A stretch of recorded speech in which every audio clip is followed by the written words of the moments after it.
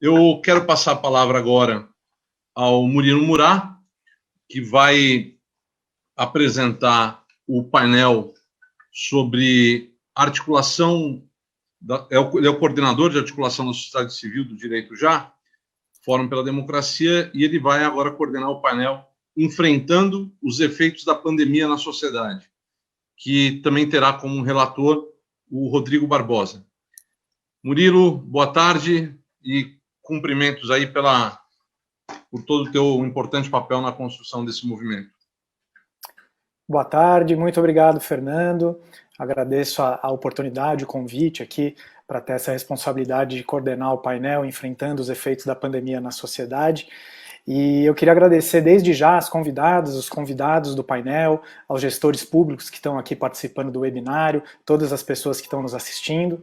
E eu começo manifestando a minha solidariedade com toda a sociedade brasileira, pelas perdas, pelo momento difícil, que inclui não apenas os graves problemas de saúde pública, como a gente pôde conferir no primeiro painel, mas também diversas outras questões profundas, como o aumento da fome, da miséria, da desigualdade, do desemprego, da inflação, da violência doméstica, de sintomas psíquicos, transtornos mentais, enfim, tantas outras dificuldades que a gente vem vivenciando durante a pandemia.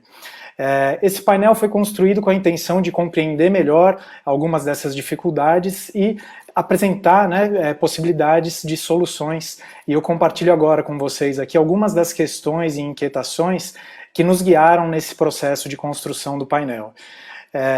Com a ampla compreensão de que o governo federal não exerceu a liderança no enfrentamento nacional à pandemia, o que estados e municípios podem fazer para suprir algumas das principais demandas da sociedade durante esse período, respeitando o que a ciência tem apontado como necessário? Como garantir medidas dignas de auxílio financeiro emergencial para que o lockdown e outras ações de isolamento social sejam possíveis? O que estados e municípios podem fazer para combater a fome, o desemprego, tantos outros desafios enfrentados por populações em situação de alta vulnerabilidade, ainda mais quando a gente sabe que aqui no Brasil a pandemia tem um recorte muito nítido, que é também racial, que é também social, com efeitos nefastos para a população negra, indígena, periférica, para pessoas em situação de rua, entre outras pessoas em situação de maior vulnerabilidade. O que é preciso fazer para garantir que o direito à educação seja preservado durante a pandemia, com toda a segurança necessária, como foi dito aqui por alguns dos palestrantes no primeiro painel, e sem abrir mão de forma alguma do direito à vida? Com a urgência de um lockdown nacional, como o poder público pode atuar para garantir a sobrevivência de negócios e serviços, principalmente aqueles de pequenos empresários? Quais políticas públicas poderiam oferecer o necessário suporte às demandas urgentes de saúde mental? Com a propagação de tanta desinformação, como já foi dito aqui também, tantas notícias falsas, tanta dificuldade com a comunicação em relação à pandemia, como os governos podem atuar para garantir uma melhor qualidade na circulação de informações e também para engajar a sociedade na defesa e no cumprimento das medidas que são tão necessárias para o enfrentamento à pandemia, como o próprio lockdown? Quais medidas podem ser tomadas para aplicar o lockdown mesmo com os imensos desafios urbanos que a gente vivencia no Brasil? O que pode ser feito desde já para antecipar outros problemas que serão causados pela pandemia no futuro próximo e quais são esses problemas, Então esses são alguns dos pontos que as nossos convidados aqui do painel vão abordar. Nas nossas conversas com eles, a gente sempre solicitou que o foco das falas seja principalmente propositivo, apontando sempre que possível o que deve ser feito, especialmente pelo poder público, e como fazer. Então, para dar início aqui ao painel, passo agora a palavra ao primeiro convidado, Fernando Pigato, para falar sobre as demandas da sociedade no Conselho Nacional de Saúde. Pigato, muito obrigado por estar aqui com a gente. Está com a palavra.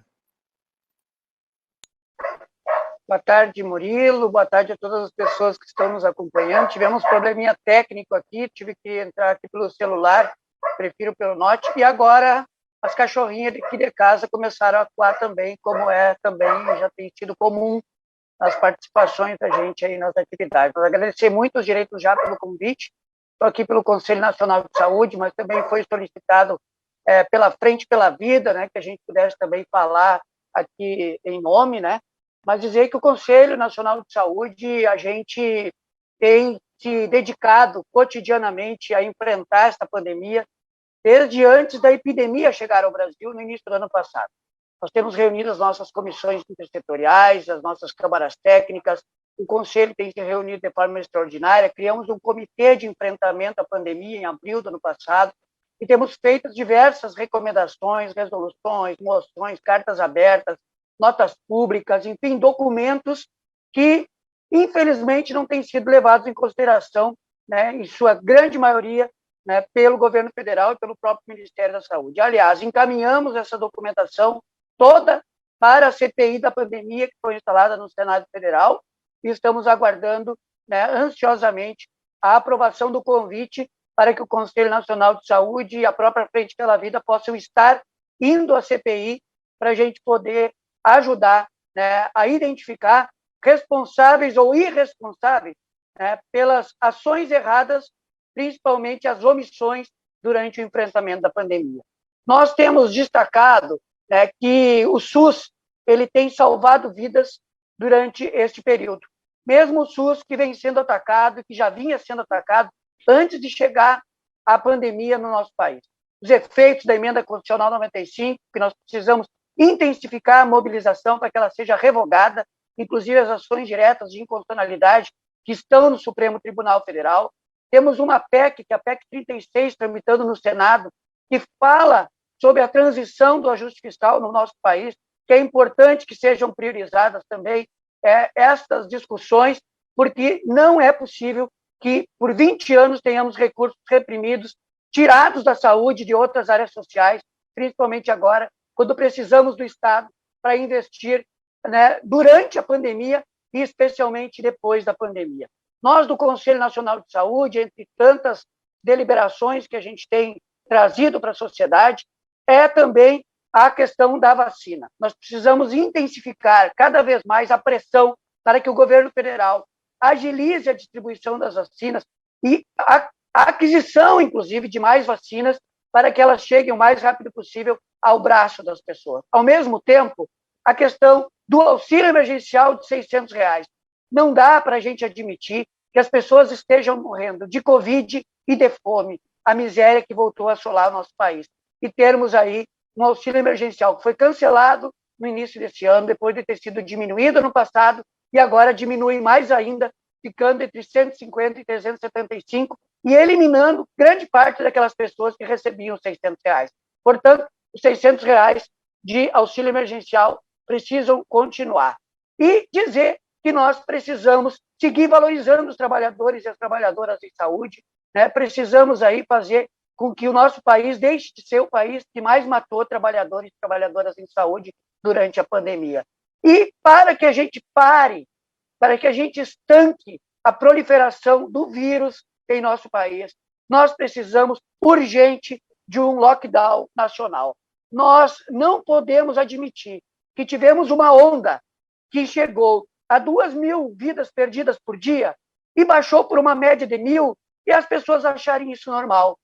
Termos tido uma segunda onda que chegou a 4.000 mortes por dia e baixamos para uma média de 2.000 vidas perdidas por dia e as pessoas acharem isso normal.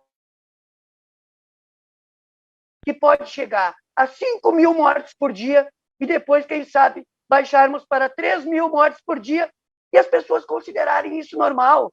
É inadmissível. Nós precisamos, para que estanque definitivamente, né, o crescimento dos casos e o número de óbitos de um lockdown de 21 dias. E por isso, nós articulamos, no âmbito da Frente pela Vida e no âmbito do Conselho Nacional de Saúde, como não temos CNPJ, várias entidades que compõem o Conselho Nacional de Saúde e a Frente pela Vida, uma ação junto ao Supremo Tribunal Federal. É uma arguição de descumprimento de preceito fundamental número 822, que foi dada entrada no início de maio deste ano, que está com o ministro Marco Aurélio Mello, e que, inclusive, já foi solicitado ao Ministério Público Federal, à Advocacia Geral da União e à Presidência da República se pronunciarem, já se pronunciaram, e nós precisamos intensificar a mobilização da sociedade para que o Supremo vote no seu plenário porque foi esse o compromisso, né, inclusive no despacho do ministro Marco Aurélio, que ele faria. Então, podemos ter uma ação saindo daqui dessa atividade hoje, junto ao presidente do Supremo Tribunal Federal, para que ele leve à votação do plenário esta arguição de descumprimento de preceito fundamental que exige o lockdown de 21 dias, com todas as questões que eu já falei anteriormente, que não é somente fechar, é dar as condições para que a gente diminua as curvas de casos e mortes e tenhamos condições das pessoas seguirem vivendo plenamente. Um forte abraço e obrigado pela oportunidade de estar com você. Muito obrigado, Pigato. Passo agora a palavra para falar sobre o tema fome e populações vulneráveis, a Antônia Cleide Alves, que é presidente da União de Núcleos Associações dos Moradores de Heliópolis e região, a UNAS Heliópolis. Cleide, obrigado pela sua participação aqui com a gente. Está com a palavra.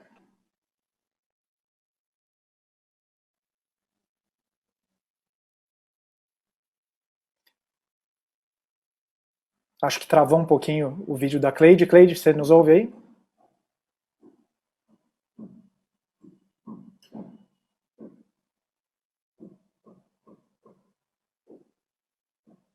Travou?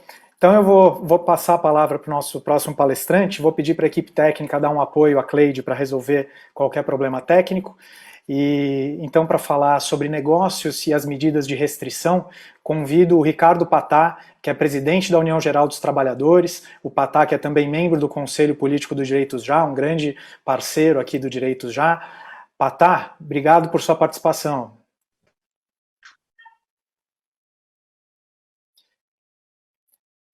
Está sem áudio, Patá. Obrigado, Murilo. Prazer em revê-lo com novo visual, cabelo cortado. Quero cumprimentar a todos, o meu amigo Fernando. O tema que eu vou comentar é relativo às consequências do formato que nós estamos vivendo. Fecha, abre, lockdown e assim por diante. Não há dúvida, nós das centrais sindicais até fizemos um ato importante em Brasília contra a fome, a favor da vacina, a favor do auxílio emergencial. Não há dúvida, nós primeiro pensamos na vida. Primeiro pensamos na vacina, mas não tem a vacina. E esse governo, todos já falaram, até o painel anterior foi uma aula importante sobre a questão de saúde. Agora, nós precisamos ser práticos e pragmáticos. Enquanto não se tem a vacina, por exemplo, tem setores que são importantes. O comércio, eu represento muito os trabalhadores da área do comércio, principalmente os supermercados que não pararam. Nós, do sindicato, é que criamos o protocolo antes do governo do Estado de São Paulo, com o acrílico entre o operador de caixa e o consumidor, o álcool gel, as máscaras e assim por diante. Então, nós demos opiniões importantes e o governo do Estado, inclusive, deu continuidade a esse protocolo. Mas, enquanto não tem isso, nós temos que ter testagem em massa. Foi um absurdo os milhões de testes jogados fora. Enquanto não tem vacina, vamos fazer o teste. Ou então buscar alternativas de ter a vacina. O Sindicato Comercial de São Paulo, que é afiliado ao GT, conseguiu na justiça o direito de comprar vacina. E, inclusive, para todos os comerciários e seus familiares. Então, nós estamos buscando alternativas, já conseguimos o financiamento das empresas e agora precisamos buscar as farmacêuticas para fazerem isso. Então, nós temos que buscar alternativas, porque o lockdown fala, vamos fechar tudo. Ótimo. Quem paga a conta? E a conta que eu estou dizendo em todos os setores. O pequeno e microempresário está quebrando, mas quem paga a conta dos trabalhadores que estão passando fome, estão nas ruas, com as suas placas, que todo mundo vê em todos os faróis, todos os supermercados, com famílias que estão lá do supermercado para pegar 1 quilo de arroz e 1 quilo de feijão. Então, eu acho que nós temos que buscar alternativas diante da ausência de governo federal numa centralidade necessária, que não tem. Tripudia, todo mundo sabe, foi dito isso por todos, e pessoas especialistas em saúde. Então, essa solução não tem. Então, tem que buscar outras alternativas. Porque quando se fala no fechamento, por exemplo, eu sou funcionário de supermercado, os supermercados ficaram abertos, mas muitas vezes as lojas ficaram fechadas e os supermercados ficaram vendendo mercadoria que as lojas têm e deixaram de vender. Comércio desleal. Como também tem o e-commerce. Algumas empresas estão vendendo 70% das suas, do seu mix através do e-commerce, ou até mercadorias que não são nem do mix. Tem empresa que vende televisão, mas você vai lá no e-commerce e compra champanhe. Então, nós temos que buscar alternativa de equilibrar. Não é? As pessoas que trabalham no comércio, a maior parte que moram ou que trabalham nos supermercados, eles moram nas comunidades e são obrigadas a tomar o transporte público, que é outro fator que não se teve nenhuma solução de diminuição ou distanciamento. Então, é muito fácil falar, vamos fazer isso, vamos fazer aquilo, mas temos que ter as consequências que estão mais graves do que não ter uma ausência de decisões equilibradas. E aqui, no Direito Já, as palavras que foram faladas e outros que falarão, com certeza, podemos construir ou buscar soluções que para superar essa adversidade grave que nós estamos vivenciando. Hoje, quem está pagando a conta são os pequenos e microempresários e os trabalhadores, principalmente. Da área pública, nada contra servidor público. O Supremo impediu que houvesse contribuição do salário do servidor público. Então, eu acho que tem muitas coisas que precisam ser conversadas, dialogadas, e temos que ter um país igual para todo mundo, homens e mulheres, servidores públicos e da área privada. Então, meus companheiros, eu acho que quero parabenizar, Fernando, você realmente tem mostrado uma capacidade importante de dialogar e buscar caminhos. E é dessa forma que nós vamos sair dessa situação grave que nós estamos vivendo.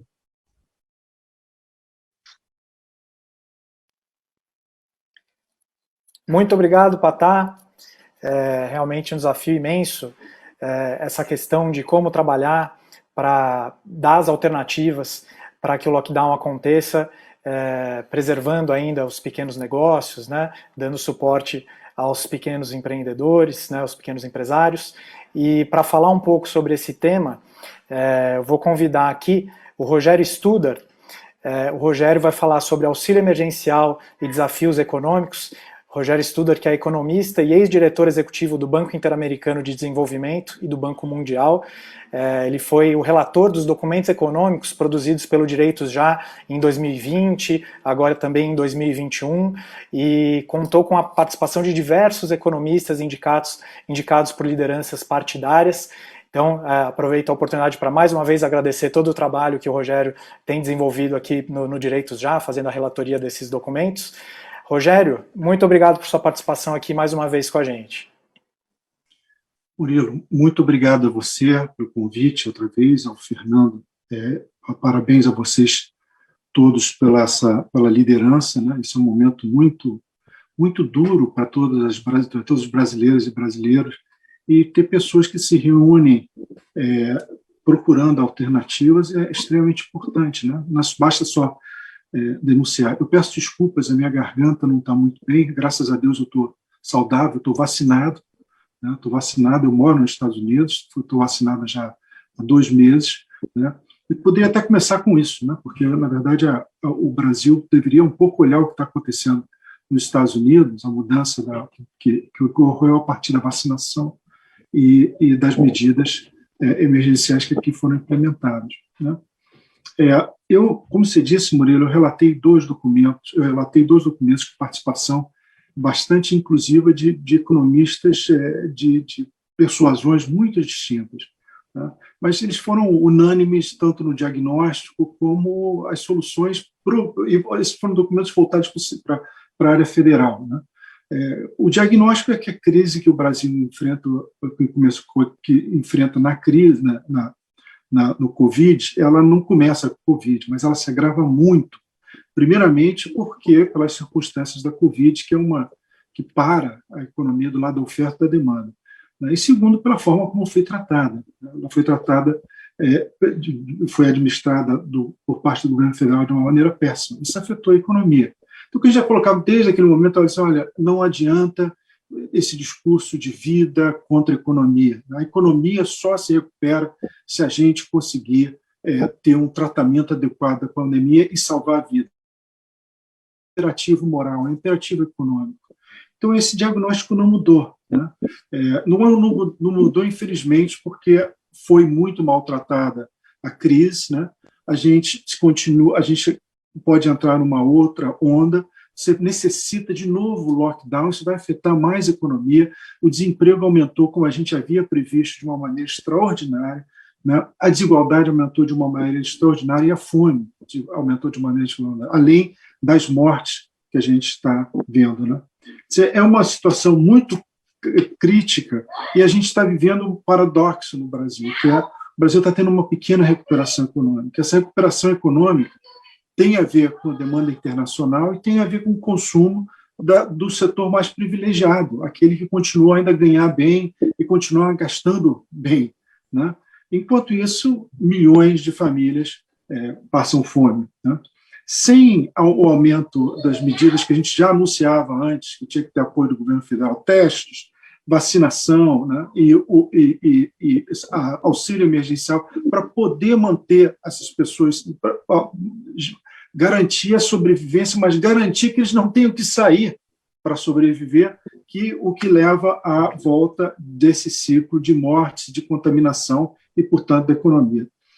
O que eu gostaria de terminar, é muito difícil pensar, foi pedido para mim, pensar, olhando esses dois documentos e do que a gente já falou, em o que os estados e os municípios podem fazer. Por quê? Porque o Brasil tem uma situação muito diferente, por exemplo, dos Estados Unidos. Os Estados Unidos tem o Pacto Federativo é baseado uma certa independência dos estados e dos municípios, né, inclusive na sua capacidade de endividamento, né?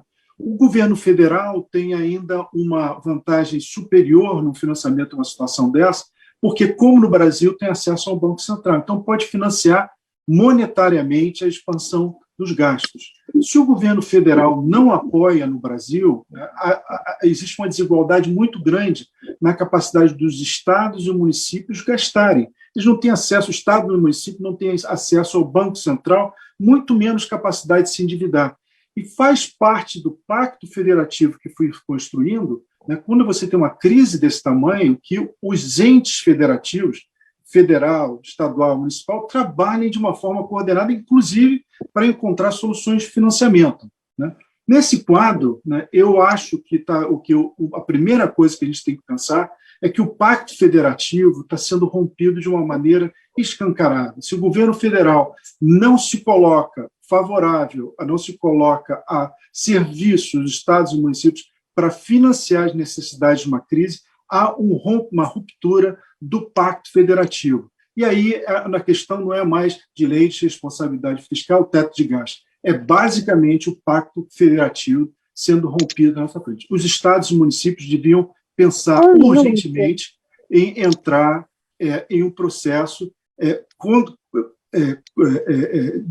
questionando o pacto federativo na forma como está utilizado agora. E, enquanto isso, os estados e municípios devem procurar, de uma maneira espontânea, né, utilizar todos os recursos que você tem para garantir a sobrevivência e garantir minimamente a sobrevivência também dos pequenos e médios produtores e dos trabalhadores que, no momento, estão sofrendo demais. Eu paro por aqui, agradeço, peço desculpa que a minha garganta não está muito bem e pela forma como eu tive que comunicar aqui. Obrigado.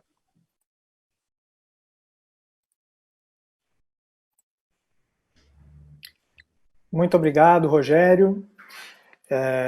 Rogério tinha avisado mais cedo que teve esse probleminha de saúde, né? Então agradeço mais uma vez por estar aqui com a gente. Desejo melhoras. Cleide, passar agora então a palavra para Antônia Cleide Alves, presidente da União de Núcleos Associações de Moradores de Heliópolis e região, a UNAS Heliópolis, para falar sobre fome e populações vulneráveis. Cleide, obrigado pela participação. Imagina, boa tarde, tá ok o som? Boa tarde a todos e todas. Muito obrigada. Queria muito agradecer por estar nesse espaço, assim, novamente. E dizer que é importante estar com essas pessoas. Então, que pensam num país... Está sem voz? De novo? Não, está com voz, está cortando um pouquinho. E o seu vídeo travou. Então eu vou ter que... Eu vou te pedir só para fechar o seu vídeo, que talvez já resolva a questão do som. Que aí pelo menos a gente consegue te ouvir. Que agora... Bom, então, voltando, tá ok? Estamos ouvindo. Ah, bom, voltando de novo, então, para mim é uma honra muito grande estar com essas pessoas que pensam num país civilizatório, né, e que não acham natural a fome, a pobreza no nosso Brasil, enfim, nem no mundo. Então, é uma honra muito grande aqui nesse espaço. E aí eu queria dizer para vocês que, para a gente, foi muito difícil, né, quando chega a pandemia aqui. Primeiro, porque a gente já vinha numa situação muito difícil, né? Eu digo de desemprego, e aí quando a pandemia chega aqui na nossa favela, o que a gente percebe? Um grande aumento de desemprego, a gente percebe uma diminuição na renda da pessoa, a gente percebe a diminuição das carteiras assinadas, e aí a gente vê que, na verdade, o que a gente precisa ir para as ruas. A gente vê também a exclusão, então bateu aqui na nossa porta no sentido da internet. Então, os nossos filhos, as criançadas aqui de Heliópolis, a gente não consegue entrar na internet. Então, são quase 2 anos que essas crianças, esses jovens, eles vão ter vai ser muito mais difícil para eles depois, eles ter oportunidade, essa questão da exclusão pela educação, enfim, isso vai ser um prejuízo muito grande para essa geração, né? Uma outra coisa também que a gente viu forte aqui, e está batendo nas nossas portas, a questão da miséria e da fome. E isso para a gente é muito cruel, porque a gente sabe o que representa.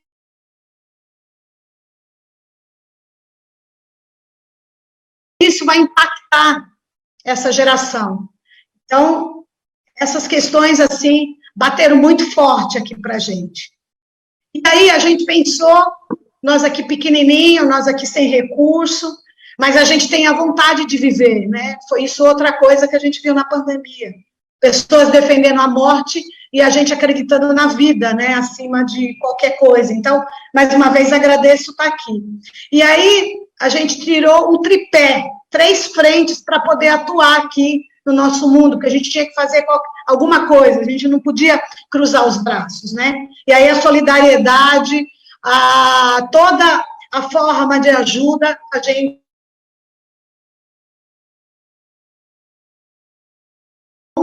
Então, buscar doação de todas as formas que vocês pudessem entender. Então, era pessoa física, enfim, era sair nas ruas com os parceiros que a gente tem aqui dentro e pedir ajuda, porque a gente sabe que várias crianças que a gente atende aqui das escolas também, a alimentação delas era nesses espaços, e aí, oportunamente, necessariamente se fechou, essas crianças iam ficar sem alimentação.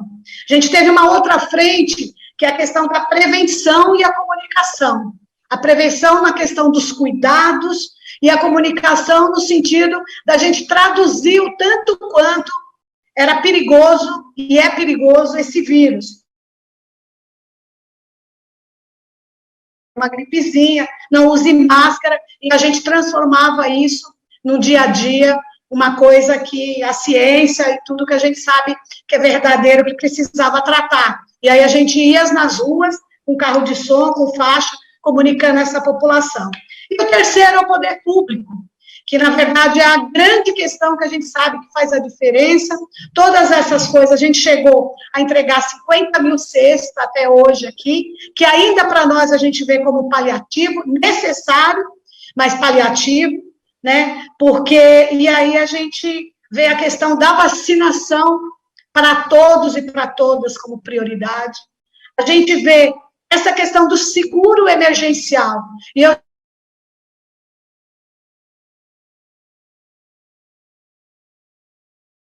da gente não deixar esses milhões de pessoas, aqui na nossa comunidade, é um número grande, a gente trabalha com 220 mil pessoas, a gente tem cerca de quase 50% que necessita dessas rendas, né, que a gente, que isso foi outra frente.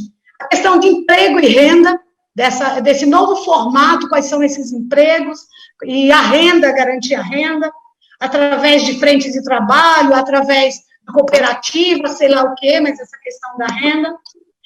A questão da internet gratuita, porque já é uma grande forma de exclusão. E aí, por tudo isso, eu agradeço novamente dizer, direito já, né? E o caminho se dá pela democracia, né? E que a gente, enquanto povo, humanidade, a gente precisa ter a sensibilidade de olhar para esse povo, né? E querer 60 pessoas, e a gente falando na terceira onda, num país que é um país rico e num país que inclui todo mundo, né? É necessário incluir todo mundo. Então, era isso. Muito obrigada, em nome do Murilo, agradeço a todas. E desculpa aí, é ruim mesmo a internet por aqui, né? E é isso. Muito obrigada pelo dia de hoje. Muito obrigado, Cleide. Uma pena que teve problema técnico, né? As pessoas não puderam ver seu vídeo, mas te ouvimos perfeitamente, uma contribuição muito importante. A gente agradece demais sua participação. Para falar agora sobre a educação em tempos de pandemia, um tema que já foi citado aqui por diferentes participantes anteriormente, a gente convida a Priscila Cruz, que é presidente executiva do Todos pela Educação, também já participou de diferentes ações aqui com Direitos Já. Priscila, muito obrigado por estar mais uma vez com a gente. Obrigada, Murilo. Quero agradecer o convite, uma honra estar de novo com vocês aqui. Quero saudar o Fernando Guimarães por essa iniciativa. Muito importante a gente ter esse tipo de espaço de discussão transversal, com várias áreas. Esse diálogo realmente é muito importante para que a gente minimize os efeitos da pandemia em várias dessas áreas. Eu quero falar, obviamente, sobre educação.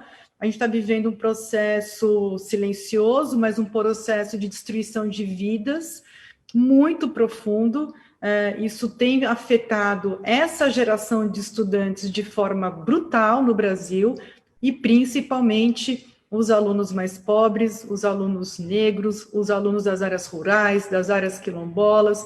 Então, a gente está aí vivendo um processo de aprofundamento das desigualdades que já existiu no Brasil e que, no campo da educação, vai se tornar ainda mais cruel com essa população, com essas crianças e jovens que dependem única e exclusivamente da educação para romper o seu ciclo de exclusão e pobreza. A gente já está entrando no 15º mês de aulas presenciais suspensas no país. A gente tem em alguns municípios, em alguns estados, alguma retomada das aulas presenciais, mas esse esforço nacional para garantir o direito pleno à educação, isso a gente ainda não tem como realidade nacional e geral no nosso país. Obviamente, por falta de coordenação do governo federal, por conta do descontrole da pandemia, mas o que dá para dizer é que, após esses meses todos de pandemia, a gente já aprendeu algumas lições e é possível a gente promover o retorno gradual, seguro e efetivo dessas crianças, principalmente as mais vulneráveis, que estão sofrendo em casa, com desnutrição, com questões de saúde mental, com violência física, violência e abuso. Então, a gente precisa olhar para essas crianças que a gente não está enxergando nesse momento, né? Todo mundo se preocupa aqui com o controle da pandemia, a gente precisa também olhar para o direito dessas crianças, porque não só elas vão sofrer, mas o Brasil inteiro vai ter o seu desenvolvimento econômico afetado, a distribuição de renda afetada, a área de segurança pública, a preservação do meio ambiente, prevenção de doenças, o fortalecimento da democracia e da cidadania. Todos esses campos dependem de uma educação de qualidade para todos. E com essa pandemia, até o momento, a gente já está verificando um retrocesso de mais de 20 anos nos indicadores de evasão e de mais de 10 anos nos indicadores de aprendizagem no país. Então, a gente tem muito a ser reconstruído agora.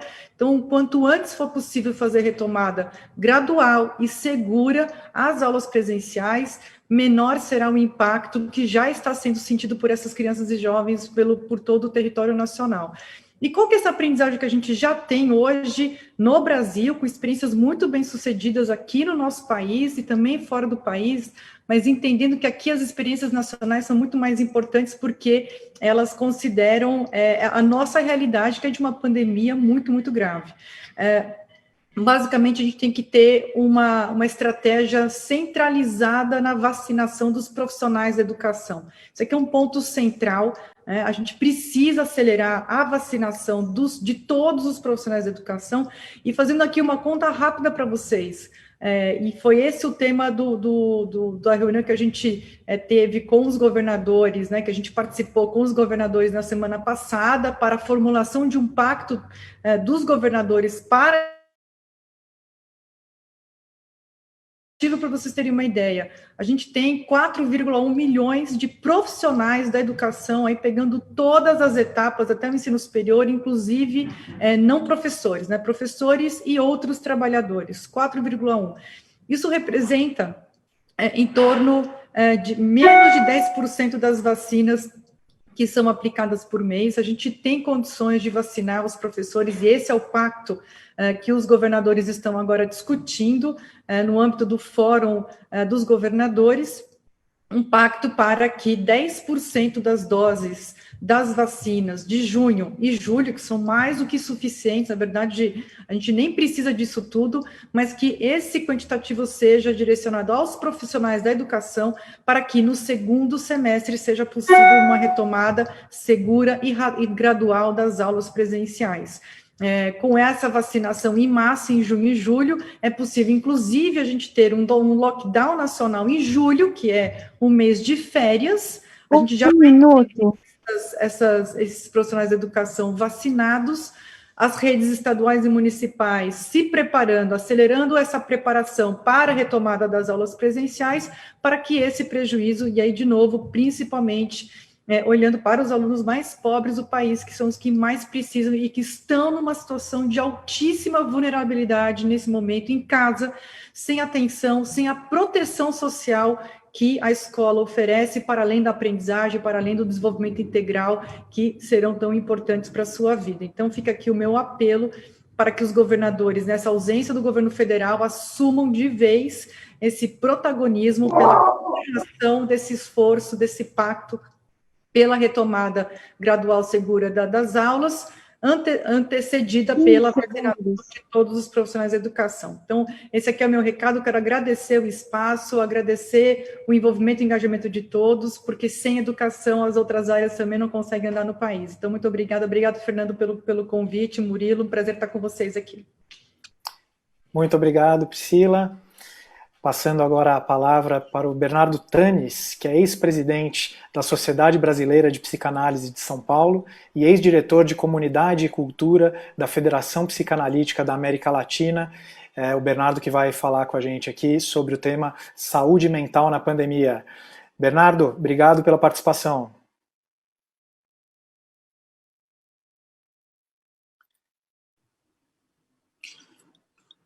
Bom, boa tarde a todos. Muito obrigado, Murilo. Muito obrigado, Fernando, por convidar um psicanalista para participar deste importante evento e de uma iniciativa extraordinária de vocês.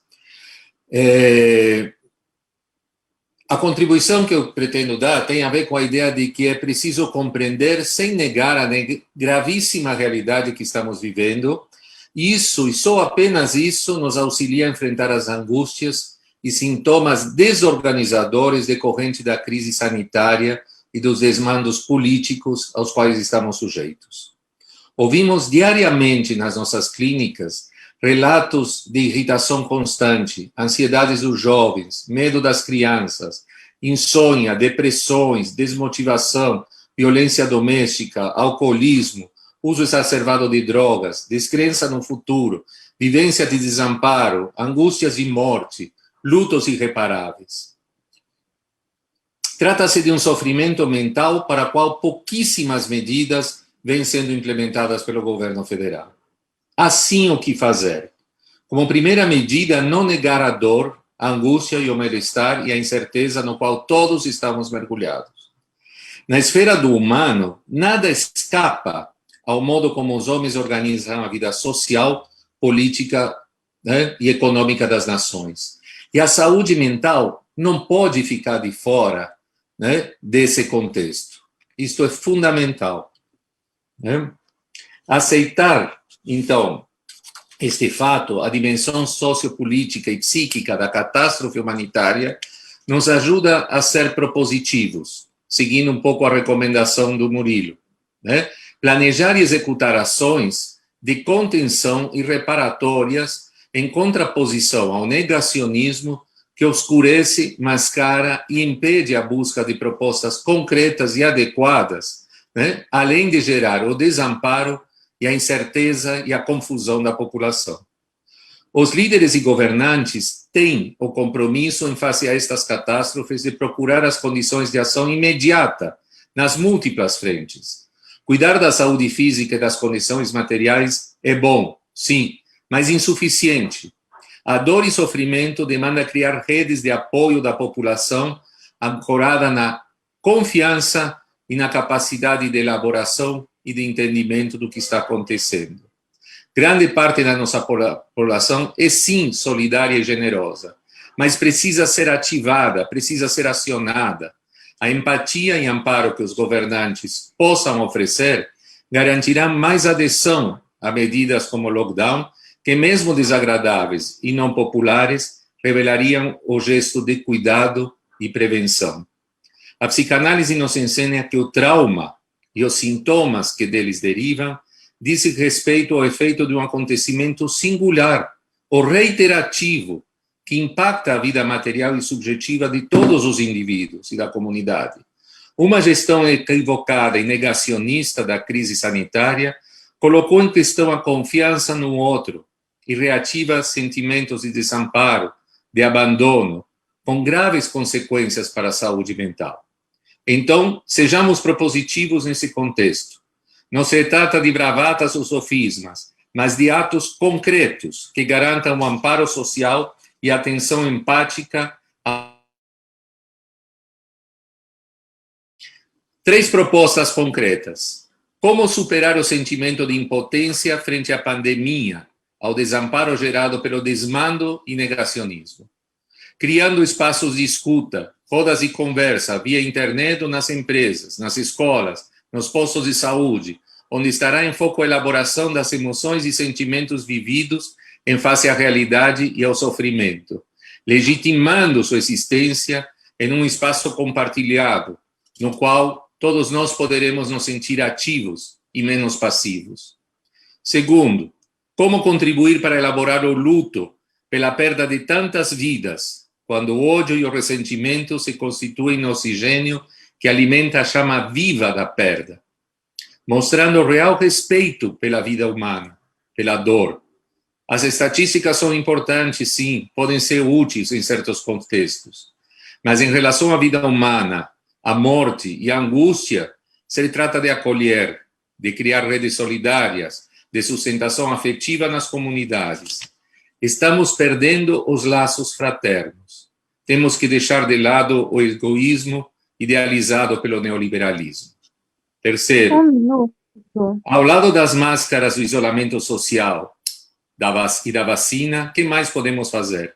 Podemos oferecer, através das mídias sociais, da TV, do rádio, informações claras, legitimar que o sofrimento psíquico não é mimimi, que pode sim ser traumático, sim gerar vários sintomas, orientar a população com informações objetivas, né?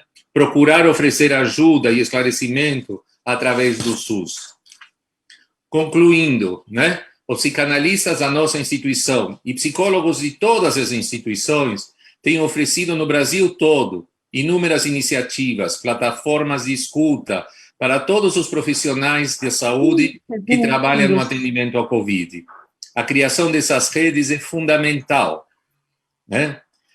Concluindo, mais um segundinho. A pandemia e suas consequências são da ordem do desmantelamento das nossas referências, da nossa esperança, da nossa confiança.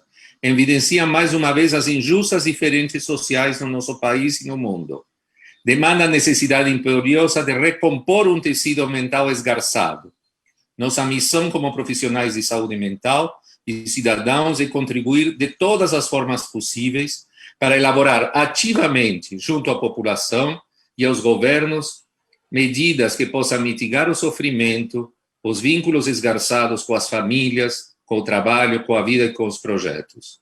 Estamos nós, psicanalistas, psicólogos, profissionais de saúde mental, disponíveis, né, para oferecer assessoria e trabalho em diferentes níveis e contribuir com todas as instâncias que busquem oferecer apoio e cuidados à nossa população. Muito obrigado, Bernardo Tanis, por sua contribuição.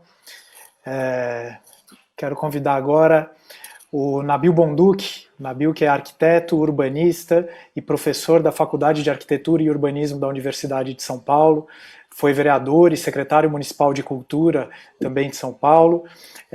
O Nabil, que também é membro do Conselho Político do Direito Já, também um grande parceiro aqui do movimento. O Nabil vai falar sobre desafios urbanos na pandemia. Nabil, obrigado por sua participação.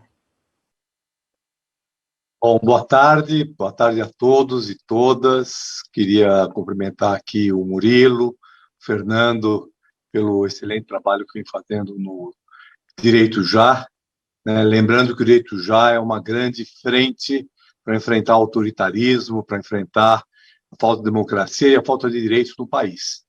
Então, eu, desde o início desse movimento, participo, apoio, porque eu acho que o nosso Brasil estava precisando muito disso já em 2019, e com a pandemia isso se tornou mais e mais premente.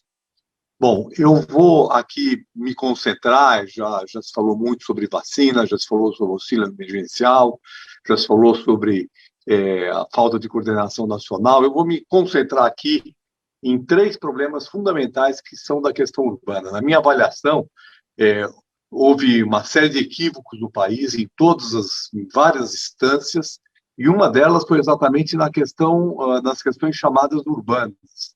Né? Por quê? Porque nós, na área da saúde, fez uma série de recomendações que estão sendo feitas aqui também, que elas não podem ser cumpridas por uma parte significativa da população. Não só porque precisam sair para ganhar algum recurso, né, como já foi falado aqui, mas porque elas vivem em casas, em habitações que não têm condições para as pessoas ficarem em casa. Acho que nós temos um lema, né, que foi o lema adotado desde a primeira semana da pandemia, fiquem em casa, que é um lema que serve para a classe média, que serve para quem tem um problema resolvido da habitação, né, que consegue ter uma casa em condições adequadas para o número de habitantes que vivem ali, que esteja conectada à internet, como a Cleide falou aqui, né, a internet é um recurso que não está disponível para todos, e para quem efetivamente continua morando mesmo em casas precárias. Porque veja bem que a pandemia ela gerou uma redução de renda, principalmente da renda informal, que afetou fortemente as condições de moradia da população, porque quem paga aluguel, na hora que perde sua renda, não tem condições de continuar pagando aluguel. Ou come ou paga aluguel, mesmo quem recebeu o auxílio emergencial, aquele de R$600, que hoje parece muito bom, mas que efetivamente não consegue contemplar o pagamento de aluguel de uma habitação. Então, essas famílias, elas foram despejadas, né? Nós tivemos um aumento enorme da população em situação de rua. Quem está na situação de rua já não tem mais sentido falar em fique em casa, mas houve um crescimento da população em situação de rua, principalmente a população que foi despejada durante a pandemia por falta de pagamento de aluguel e que também, claro, não foram todos que despejaram, foram para a rua, foram morar em quê? Em casa de parentes, né? Agravando as condições de superocupação das habitações. Nós temos hoje, vou pegar aqui os dados de São Paulo, que eu conheço mais de perto, nós temos 3 milhões de pessoas em São Paulo, por volta de 27%, mais ou menos, da população do município de São Paulo, onde dormem 3 ou mais pessoas no mesmo dormitório. Isso significa, né, uma hiperconcentração. E, como a gente pode perceber, né, uma situação dessas, a contaminação, a circulação do vírus acontece na própria habitação. Principalmente porque uma parte desses moradores, mesmo que quisessem seguir as recomendações, tem que sair para fora, ou porque são trabalhadores de serviço essencial, né, ou porque precisam aferir alguma renda. Então, os problemas de habitação foram aguçados, que não são problemas novos de maneira nenhuma. Eu estudo esse problema há 40 anos, é um problema gravíssimo, estrutural da nossa sociedade, que precisa ser enfrentado de maneira muito mais contundente do que tem sido, né? Mas a pandemia agravou de maneira muito forte esse problema e agravou, né, mostrando para a sociedade que ela precisa colocar a habitação como uma prioridade durante a pandemia e depois da pandemia. Então, durante a pandemia, em termos de propostas, né, nós temos aí uma grande campanha pelo Despejo Zero, que é uma campanha importante, que já teve aprovação no Congresso, foi vetada pelo presidente, agora voltou com outro projeto que já foi aprovado na Câmara, está indo para o Senado, tem vários projetos em Assembleias Legislativas, mas precisa haver também uma compreensão do Judiciário, porque essa questão não é líquida e certa, principalmente quando são aprovados pelas Assembleias Legislativas, de que eles têm efeito durante a pandemia, né? Há uma compreensão já do Supremo de que uma decisão universalmente pode continuar, deve valer, né, por conta exatamente da situação de emergência que nós estamos vivendo. Um minuto. A suspensão do despejo é uma questão fundamental e um plano emergencial de habitação, né, que inclua as questões de habitação, as questões de saneamento, porque também outro lema dessa pandemia é lave as mãos, só que muitas casas não têm caixa d'água, principalmente nas favelas, e sem caixa d'água, a água fica intermitente e com isso nós não podemos seguir essa recomendação. Então, são duas questões fundamentais. Eu tenho sempre dito o seguinte, um grande plano de habitação e de saneamento no Brasil enfrenta 3 grandes problemas que nós estamos vivendo.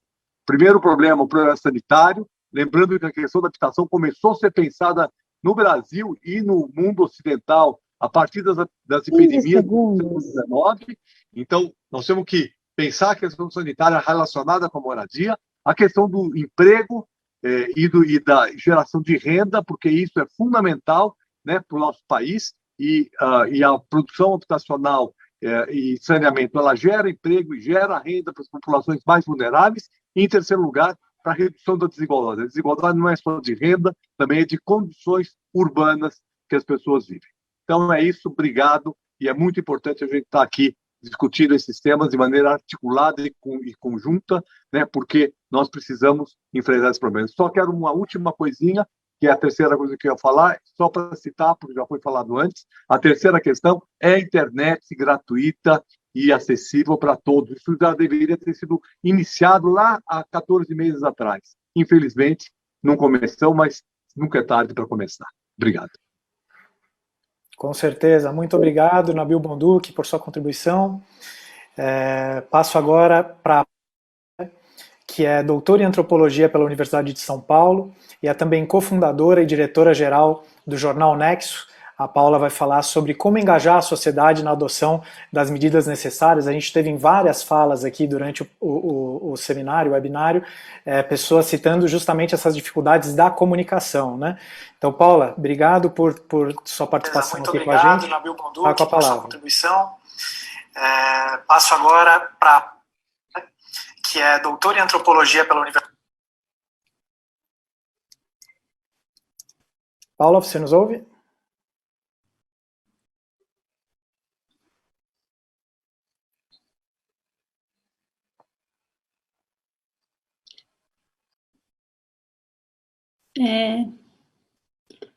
Eu não sei se vocês estão me escutando, porque eu parei de escutar vocês. Bom, então eu queria, antes de mais nada, boa tarde a todos e a todas, queria agradecer ao Direito já pelo convite, e acho, como a mesa anterior trouxe, essa mesa trouxe também, um aspecto importante do debate sobre a pandemia, ele passa pela informação, e, infelizmente, ele passa pela ideia de desinformação.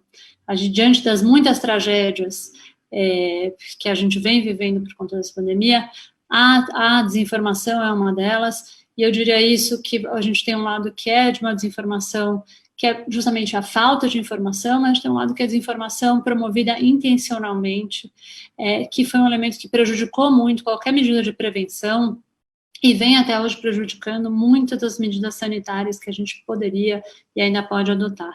E nesse sentido eu queria chamar a atenção, falando aí da perspectiva de uma pessoa que trabalha, né, que dirige um veículo de comunicação, eu vejo alguns aspectos importantes para serem pensados numa perspectiva propositiva. Acho que uma das coisas que a gente assistiu desde o começo da pandemia foi a emergência de um casamento muito profícuo entre a ciência e o jornalismo de qualidade. Acho que o fato de que os cientistas se viram também como divulgadores científicos dispostos a ocupar o debate público, e os veículos de comunicação decidiram abrir espaço para essa ciência de ponta qualificada, fez com que a população pudesse ter mais acesso à informação científica, que nem sempre fazia parte do debate público. Nesse sentido, acho que vale a pena a gente registrar os aprendizados que vêm daí. Eu acho que a qualidade da informação é fundamental, informação que sirva de referência, possa ser consultada com frequência, com dados atualizados, e com muito cuidado com o uso dos termos. Eu acho que quando a gente apresenta uma vacina, quando a gente fala de eficácia, quando a gente fala de eficiência, tudo isso, quando cai no debate público, pode ter um efeito que precisa ser pensado, precisa ser antecipado. Então, cuidado com a informação, com a precisão dos termos, no caso da informação, é fundamental. Um outro aspecto que eu gostaria de chamar a atenção é a ideia do acesso à informação. A gente, no Nexo, desde o início da pandemia até hoje, fez com que todos os conteúdos que a gente produz sobre coronavírus, sobre a pandemia, eles estejam fora do nosso paywall, ou seja, eles têm acesso livre, e não só serviços, mas absolutamente toda a cobertura, para que as pessoas possam ter acesso, né? A gente está vivendo uma pandemia, é nossa responsabilidade, agradeço inclusive aos assinantes do Nexo que nos apoiam e permitem que a gente possa compartilhar essa informação com o conjunto dos nossos leitores. Acho que tem um outro aspecto que me parece fundamental quando a gente pensa em informação, que é como humanizá-la. Quando a gente começa a falar de uma pandemia com números tão dramáticos quanto os do Brasil, ultrapassamos 400 mil mortos. O que significa isso? O Brasil é um país que está acostumado a viver tragédias. E o fato de essas tragédias serem permanentemente reportadas, como, por exemplo, os homicídios contra a população negra no Brasil, são números que eles ocupam as manchetes dos jornais todos os anos, todos os meses. E, no entanto, a sociedade brasileira parece que, em alguma medida, se anestesiou. Eu acho que quando a gente tem números tão altos de mortes, como a gente tem no caso da pandemia, é preciso que a gente pense estrategicamente em como humanizar esses números, como fazer com que as pessoas lembrem que a gente não está falando de números, a gente está falando de pessoas, são vidas que se perderam. E que dimensão tem esse número? Porque às vezes também é muito difícil de mencionar. Em contextos agudos como esse, também acho que é bastante desafiador como manter o debate, ouvindo diferentes perspectivas, e um debate de qualidade. Por exemplo, quando a gente começou o debate sobre abertura ou não das escolas, parece um debate interditado, que era um debate que parece que é impossível de se ter um diálogo. Eu acho que é nosso papel conseguir construir esse debate para que os lados sejam, os diferentes lados sejam escutados. O que me traz a um outro ponto que também me parece fundamental é que ouvir diferentes perspectivas não significam dois ladismos que muitas vezes se colocam como uma armadilha para os meios de comunicação. Diferentes perspectivas, elas têm que ser baseadas na ciência, elas têm que ser baseadas em informação, elas têm que ser baseadas em evidência. Cloroquina, por exemplo, não é outro lado. E a ciência já mostrou isso. Então, nesse sentido, para mim, os veículos de comunicação e todo mundo que usa a informação produzida pelos veículos de comunicação precisa partir de um pressuposto de que o outro lado, ele tem que ser factual, ele tem que ser baseado em evidência, ele tem que ser baseado na ciência. Para mim, este é um ponto de enorme responsabilidade, porque senão a gente acaba criando falsas equivalências num ambiente de muita desinformação, como se tudo fosse apenas uma questão de opinião, como se as nossas diferenças, as nossas divergências, elas expressassem diferenças de opinião, quando, na maior parte dos casos, elas estão, em se tratando da pandemia, elas estão expressando uma divergência entre uma abordagem científica e uma abordagem que não é científica, em recomendações que vêm da ciência e recomendações que vêm com o intuito de promover a desinformação. Murilo, eu te pediria para me fazer um sinal quando faltar um minuto, porque eu não estou escutando. Então, por favor, então eu vou concluir. E para concluir, eu queria só chamar a atenção para um último ponto que me parece também fundamental, difícil nesse momento, porque a gente ainda está vivendo a pandemia num momento muito crítico, que é pensar o pós-pandemia. E a comunicação, ela é fundamental para sensibilizar as pessoas. E eu quero destacar dois aspectos aqui. Um é a crise de financiamento da ciência, pela qual o Brasil vem passando nesse momento. A gente tem que está atento a isso, a gente tem que chamar atenção para isso, a comunicação do que está acontecendo em termos de financiamento das universidades, dos centros de pesquisa, dos pesquisadores, porque isso vai ser sentido no futuro. É muito rápido para desmontar algo que levou anos para ser construído. E a excelência que o Brasil tem hoje no campo científico, em muitas áreas da ciência, é o que coloca a gente com alguma chance de lidar com essa pandemia. Se a gente não chamar atenção, né, do ponto de vista da comunicação, porque vem acontecendo no financiamento agora, o país vai perder muito nos próximos anos. E outra questão nesse sentido é que eu acho que a comunicação, os veículos de comunicação têm uma obrigação também, tem a responsabilidade de chamar atenção para aquilo que é público. O SUS talvez tenha se tornado um grande conhecido de várias pessoas que não eram usuárias do SUS. A valorização daquilo que é público e do SUS em particular na pandemia foi enorme. É nosso papel também do ponto de vista da comunicação dizer que o SUS não começou hoje, a gente publicou um especial muito extenso no Nexo, e convido vocês a consultarem. O SUS é resultado de um esforço enorme da sociedade civil, ele tem uma história, ele tem uma maneira de trabalhar, e que também não pode ser colocado em risco agora para garantir o futuro da saúde no Brasil. Vou terminar por aqui, obrigada mais uma vez pelo convite. Perfeito, muito obrigado, Paula Miralha. Já agradeço mais uma vez todas as convidadas e convidados aqui do painel. São muitas outras as questões que nos guiaram, né? Como muitos outros são os temas que a gente poderia ter abordado aqui nesse painel. A sociedade se depara com uma imensa dor causada por uma pandemia fora de controle, com seus números gigantescos de casos, de mortes, mas também com esses agudos efeitos sociais que a gente vem vivenciando e as inevitáveis preocupações com o futuro. A sociedade tem se organizado de diferentes maneiras para enfrentar parte desses efeitos, iniciativas como as campanhas de doação de cestas básicas organizadas por comunidades de todo o país, também por movimentos sociais como a própria Unas Heliópolis, como a Antônia Cleide Alves já trouxe aqui para a gente. Cito também a Coalizão Negra por Direitos, a Central Única das Favelas, a CUFA, e tantas outras iniciativas que têm tido um papel fundamental para que as pessoas possam comer, né? Algo básico e urgente. Porém, é preciso lembrar que é responsabilidade do Estado oferecer respostas e soluções para esses problemas. A sociedade espera que, mais do que nunca, os gestores públicos tenham coragem, tenham seriedade, determinação e compromisso com a ciência que deve guiar. Não é aceitável que, com mais de um ano de pandemia, o país insista apenas nas mesmas práticas que nos trouxeram até essa terrível situação atual. Há meses, importantes e numerosas vozes da ciência vêm apontando repetidamente que é preciso acelerar a vacinação, ampliar a testagem, realizar um lockdown nacional que seja capaz de, em um curto espaço de tempo, fazer desabar os índices de transmissão, as internações, as mortes pela Covid, a exemplo do que ocorreu em outros países ou mesmo em algumas cidades brasileiras que fizeram um lockdown, como já foi citado aqui no painel, no webinário. Se são grandes esses desafios para que as ações sejam colocadas em prática, muitas são também as soluções para que eles possam ser superados. Nessa que é a maior crise dos nossos tempos, é preciso que todas e todos se unam na adoção das medidas necessárias.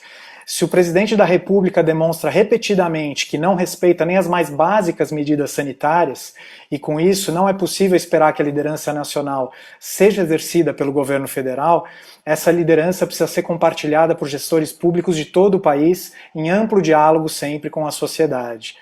É preciso, de uma vez por todas, isolar os negacionistas que insistem no discurso e na prática anticientíficos e utilizar a ciência como nosso farol, o único capaz de iluminar o caminho que leva ao efetivo enfrentamento e à esperada superação dessa pandemia. É com bons exemplos e resultados inquestionáveis que a sociedade se sentirá segura para apoiar cada vez mais as ações propostas pelos gestores públicos por todo o país. Tendo já ouvido nos 2 primeiros painéis diferentes especialistas, todas e todos unidos em defesa das melhores práticas no enfrentamento à pandemia, é hora agora de ouvir aqueles que têm em suas mãos diferentes formas de exercer o poder do Estado e que, portanto, vivem nesse momento histórico a imensa responsabilidade de promover as mudanças necessárias e urgentes que irão nos afastar da situação catastrófica que a gente hoje se encontra. Contem com o Direitos Já, contem com as mais diversas forças da sociedade para construir essa tão necessária articulação nacional. Com maior segurança, com informações de qualidade, com bons resultados, a população vai ter uma confiança cada vez maior nessas medidas necessárias, porque mesmo com os diferentes interesses que naturalmente estão em jogo, a sociedade defende amplamente o direito à vida e quer a mesma coisa, a redução drástica das mortes e dos efeitos nocivos dessa pandemia. Eu finalizo agradecendo a Luciana Sadi, a Maria Alice Setúbal pelo apoio com alguns dos contatos que foram necessários para a realização desse painel. Agradeço também toda a equipe do Direito Já, todas vocês que estão assistindo, acompanhando pelos nossos canais no YouTube, no Facebook. E repasso agora a palavra ao coordenador-geral do Direito Já, o Fernando Guimarães, agradecendo mais uma vez a oportunidade. Obrigado, Murilo Murat. Parabéns aí pela condução do painel. Foi muito forte, ilustrativo. Cumprimentos a todos os expositores.